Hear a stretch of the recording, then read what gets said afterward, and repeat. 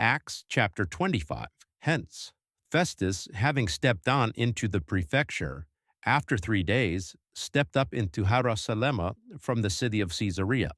Then the archpriests, besides also the foremost ones of the Jews, personally revealed in him the charges against Paul, and beside called him, requesting grace against him, so that he might send after him to come into Jerusalem, making an ambush to eliminate up him on the way. Hence that abides.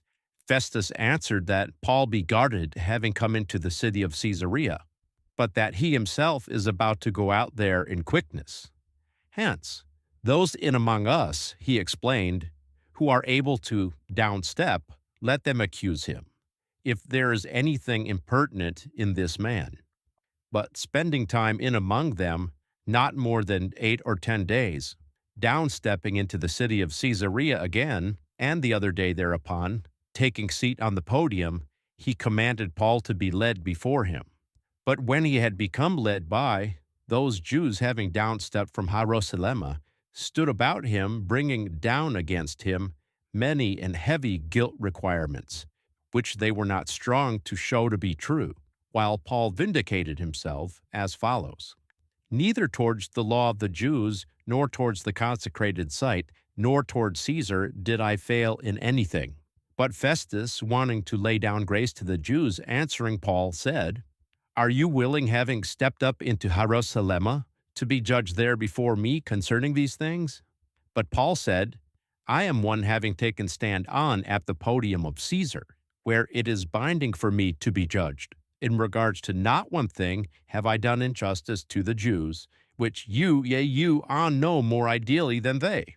They that abides, if I do injustice and have practiced anything worthy of death, I do not refuse the deadening away, but if there is not one thing of which these accuse me, not one is able to grace me to them. To Caesar I call on myself. Then Festus, having spoken together with the altogether council, answered, To Caesar you have called on yourself. Unto Caesar you will go. But after some days had thoroughly become, Agrippa the regent and Bernice got into the city of Caesarea, greeting Festus.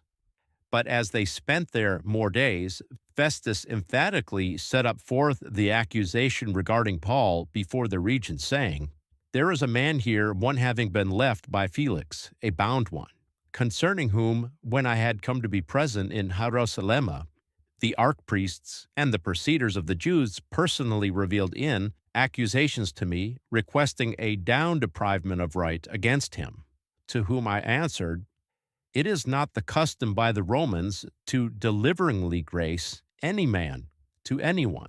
Still before the one being accused may have the accusers before him regarding the face. Besides, he may take a place of vindication concerning the indictment. Hence, when they had come together here, we made not one delay, and on the next havable day, having taken the seat on the podium, I commanded the man to be led before, concerning whom the accusers, having been made to stand, brought not one cause regarding the evil things of which I suspected him. But they had certain questionings to him concerning their own demonic bonding, and concerning Jesus having come to death, concerning whom Paul notified that he lives. But I, being goalless concerning the questioning of the accusations, I said, whether he may determine to be judged going into Jerusalem, and there to be judged concerning this.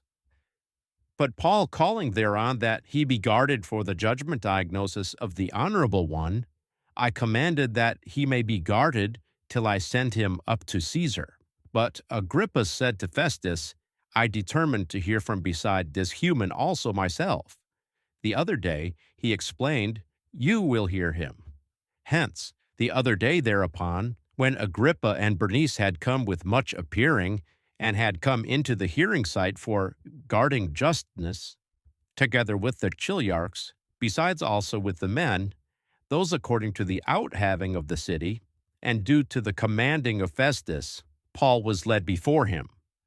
And Festus explains, Regent Agrippa, and all you men being present together with us, behold this one, on whose account all the fullness of the Jews interceded to me in Jerusalem, besides also here shouting that it be binding that this one not, yea, not live any more.